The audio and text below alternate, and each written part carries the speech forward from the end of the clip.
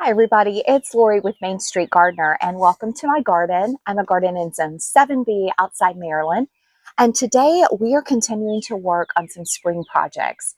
Spring has arrived here. It's been gorgeous. Today's going to be overcast.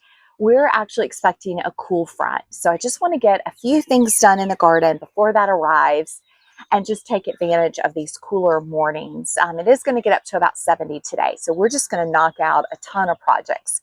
So first on the list today, I already worked on the crabapple bed to my right. I'll show that to you in just a minute. Today, we're going to finish the left side of the garden. So we want to get this all mulched. I need to get some weeds out. But about a week ago, we planted some compact hollies, and I'll link that video below. They are gorgeous. But there's a space between the hollies and the garden bed, and I wanted to fill that in. So about maybe a month ago, we actually pulled out some large roses that were in this space. So to fill the gap, I wanted to find something that would be perennial, low maintenance, but have some beautiful colors. And I really thought that I wanted to do something that blooms white. The hydrangeas in this space are white, and then I have a lot of greenery. So it's just a really cool garden.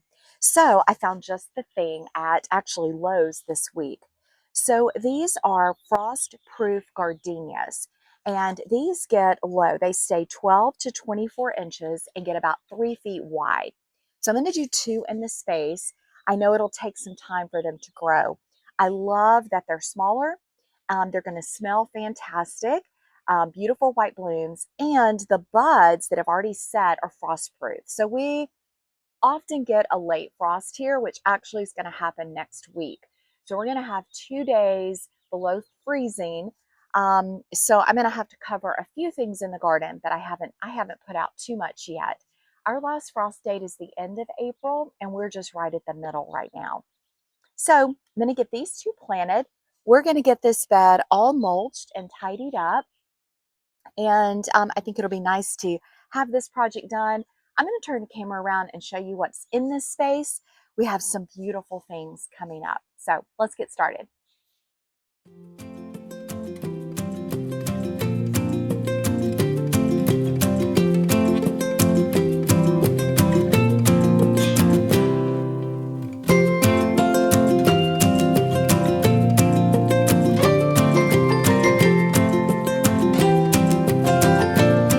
I'm really excited about this couple feet of new garden space. It was a change. We had to take out some really large roses, but it's exciting now to be able to add some new plants like these gardenias.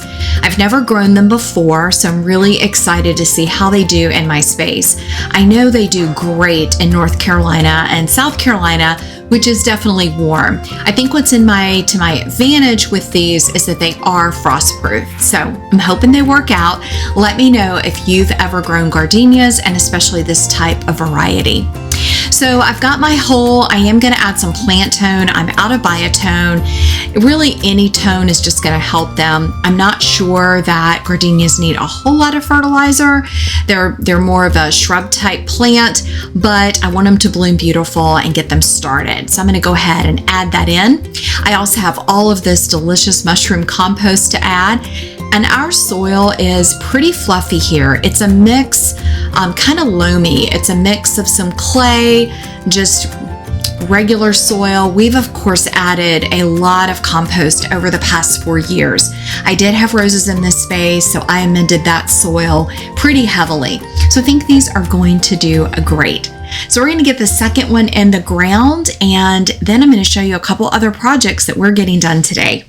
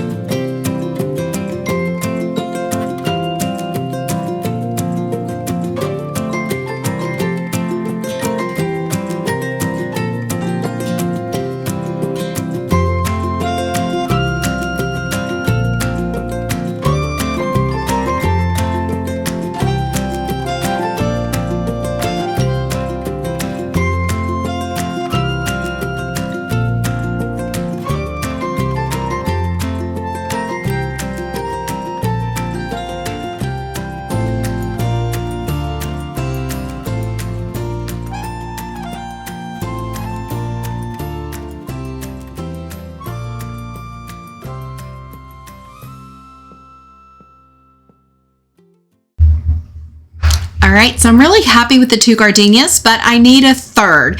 So I'm definitely gonna head to the garden center and grab a couple more. But next up is I need to do some weeding and cutback before we add the mulch. So this is a nasty, kind of invasive type weed. I don't let it go to seed, and it comes up pretty easy since our soil is wet. I'm using a ℸ𝐻𝐻𝐻 knife. If you don't have one, you absolutely need one. It's my favorite tool to use in the garden. Again, it's ℸ𝐻𝐻𝐻 with an H. I have a link in the description to the video. I have a couple of them all over the garden. So I'm just gonna get this cleaned up, clean up some of the grasses, and let me know if you have any type of invasive weed in your garden. This one is pretty obnoxious and definitely has to come up in the spring or it will just seed and take over. All right, we're gonna get this job done and then I'll show you how this bed looks in the end.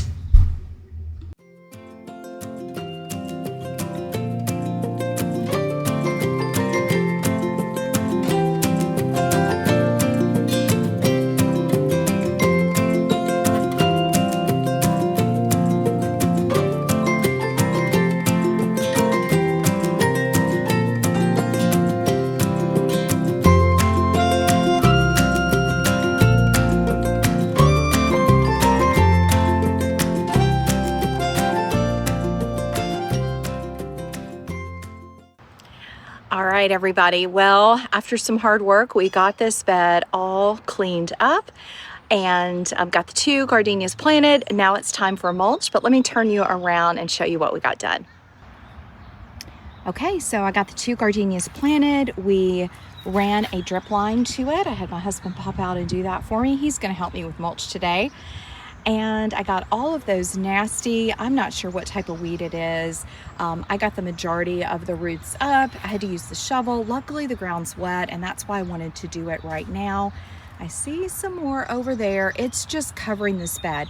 This used to be farmland and then it was not, didn't have gardens back here for probably 50 to 60 years. So things just kind of keep coming up, especially in this area. I'm not sure why, but more than in the grass. And I don't treat it with chemicals, so I just kind of pull stuff out as I see it. All right, so now we're gonna get the mulch done and then I'll show you the final view.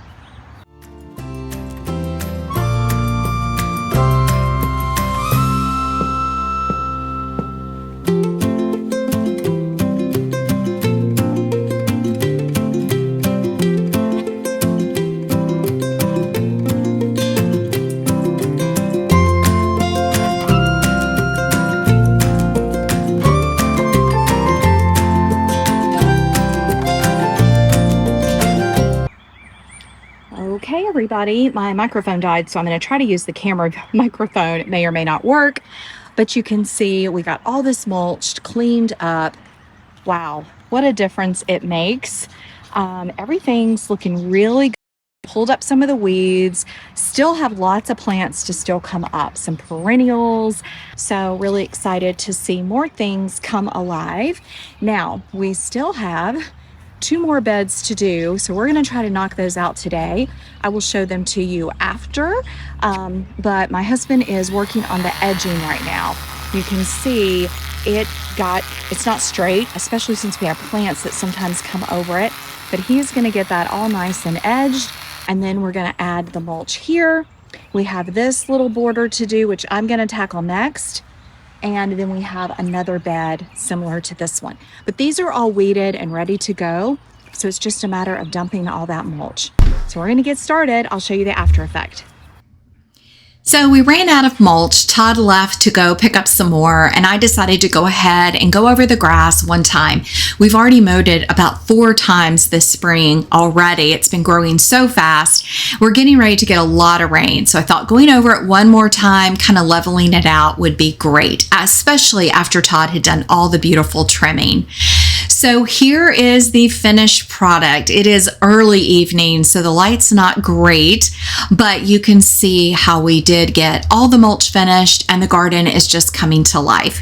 I'm going to film a early spring garden tour. That should be next in my video lineup. So be sure to check that out and please click like, subscribe, and I look forward to showing you my spring garden. Thanks, everybody.